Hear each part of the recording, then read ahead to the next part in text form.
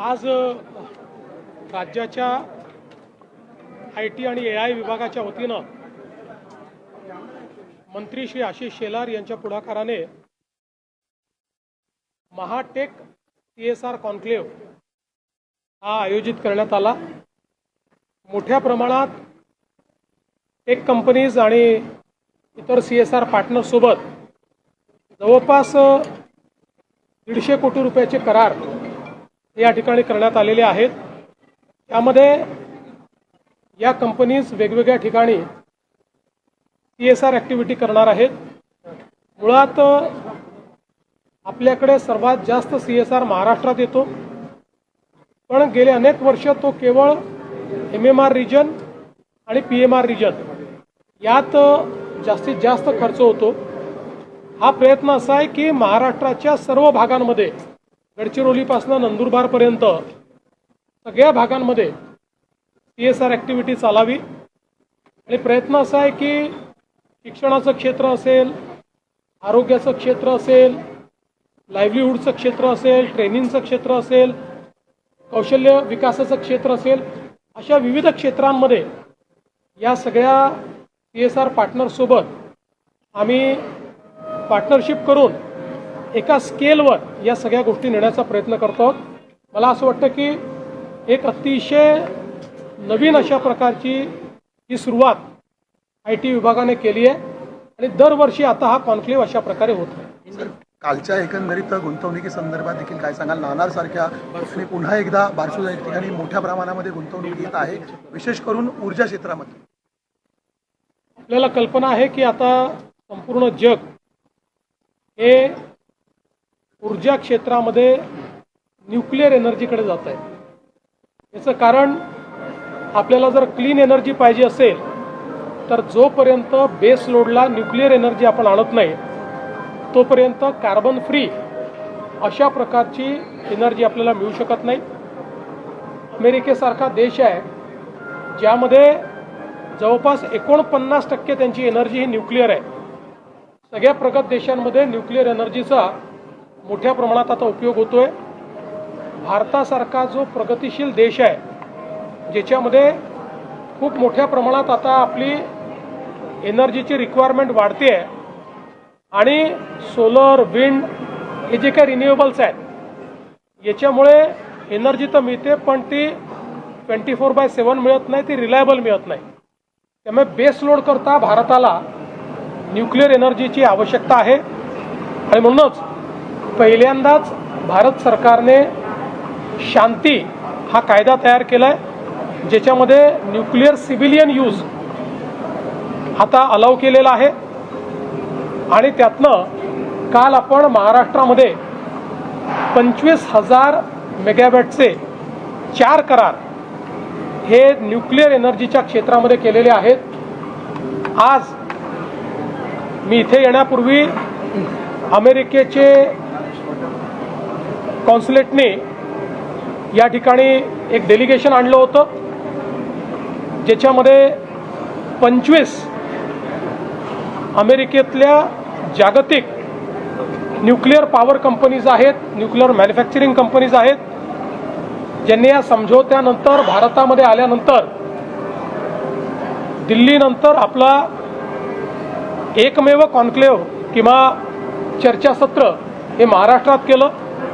त्या ठिकाणी आम्ही त्यांच्यासमोर महाराष्ट्राचे प्लॅन्स काय आहेत पुढचे हे प्रेझेंट केलेलं आहे आणि त्यांनीही महाराष्ट्रामध्ये मोठ्या प्रमाणात न्यूक्लिअर ऊर्जेच्या क्षेत्रामध्ये त्या ठिकाणी इन्व्हेस्ट करण्याचा निर्णय केलेला आहे किंवा ते करण्याच्या मानसिकतेत आहेत। त्यामुळे देशामध्ये आता अणुऊर्जेमध्ये सुरुवातही महाराष्ट्रात झाली होती।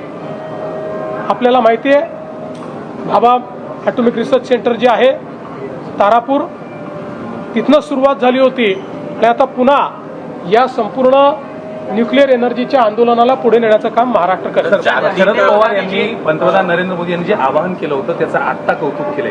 मागच्या आठवड्यात जेव्हा आवाहन झालं होतं त्यावेळेस पवार कुठेतरी टीका करताना दिसले होते, मात्र आता ते कौतुक करतायत, घेतलेल्या गोष्टी खूप महत्त्वाच्या आहेत असं ते बोलत आहेत। मला असं वाटतं की पवार साहेबांनी जे काही सांगितलं ते महत्त्वाचं आहे।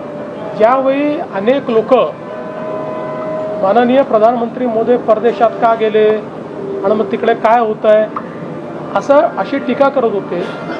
त्यावेळी ज्या प्रकारचे स्ट्रॅटेजिक करार वेगवेगळ्या देशांसोबत आज भारताने या व्हिजिटमध्ये केले आहेत, पुढच्या 10, 15, 20 वर्षाचं आपलं भविष्य आणि भवितव्य हे त्याच्यामुळे सिक्युअर झालेलं आहे. आणि म्हणूनच पवारसाहेबांनी हे सांगितलं की विनाकारण टीका करू नका. प्रधानमंत्री परदेशात जाऊन देशाच्या हिताचं काम करतायत, त्यामुळे त्याच्यावर टीका करणं हे योग्य होणार पण नाही. सर, राहुल गांधी मात्र पंतप्रधान नरेंद्र मोदी असेल किंवा अमित शहावरती अपशब्द वापरताना पाहायला मिळते. त्यांनी आज म्हटलं की गद्दार आहेत हे दोघे जण असं. मला असं वाटतं, मागच्या वेळेस मी सांगितलं होतं, पवारसाहेबांना फार राग आला. ते म्हणाले की मुख्यमंत्र्यांनी असे शब्द वापरू नये. पण मी पुन्हा सांगतो, हा रिजेक्टेड माल आहे.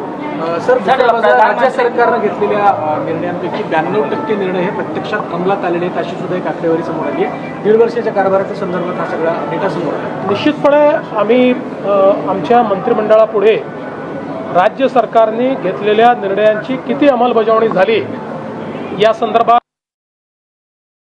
ॲक्शन घेतलं आणि प्रत्येक विभागाने जे काही निर्णय घेतलेले आहेत त्या निर्णयाच्या संदर्भात त्यांनी प्रेझेंटेशन केलं.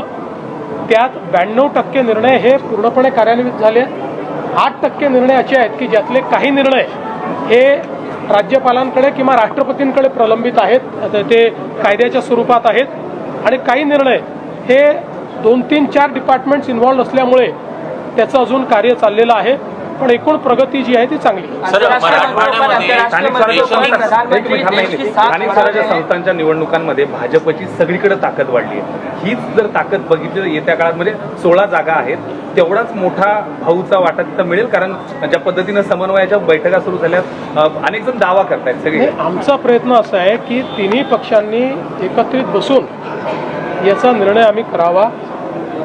आणि निश्चितपणे मला असं वाटतं की वेगवेगळ्या निकषांवर आम्ही चर्चा करतो आहोत आणि या निवडणुकांमध्ये या सगळ्या जागांवर आम्ही तिघही एकत्रितच गेलो पाहिजे असा आमचा प्रयत्न असतो. सर, मराठवाड्यामध्ये अनेक ठिकाणी पेट्रोल डिझेल मिळताना दिसत नाही आहे. अनेक ठिकाणी कुठेतरी कमी पेट्रोल डिझेल देत आहेत. याकडे कशा प्रकारे तर याला लागून काही ठिकाणी खर्च आणि याचा देखील तुटवडा म्हणजे जाणीवपूर्वक दिसतोय किंवा काही ठिकाणी तुटवडा. मी आपल्याला एक सांगू इच्छितो, वारंवार केंद्र सरकारने सांगितलेलं आहे की पेट्रोल डिझेलचा स्ट्रॅटेजिक साठा आमच्याकडे आहे, त्याचा सप्लाय देखील योग्य प्रमाणात होतो आहे.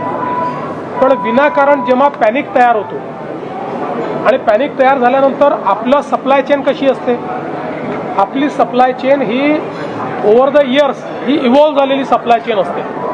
त्यामुळे एखाद्या पेट्रोल पंपावर किंवा एखाद्या एरियात, एखाद्या तालुक्यात वर्षानुवर्ष महिन्याला किती पेट्रोल लागतं, दिवसाला किती पेट्रोल लागतं, याच्या आधारावर सप्लाय चेन तयार झाली असते. आणि मग अचानक जेव्हा अफवांवर आधारित लोक जास्त पेट्रोल भरणं सुरू करतात त्यावेळी ती सप्लाय चेन डिस्टर्ब होते.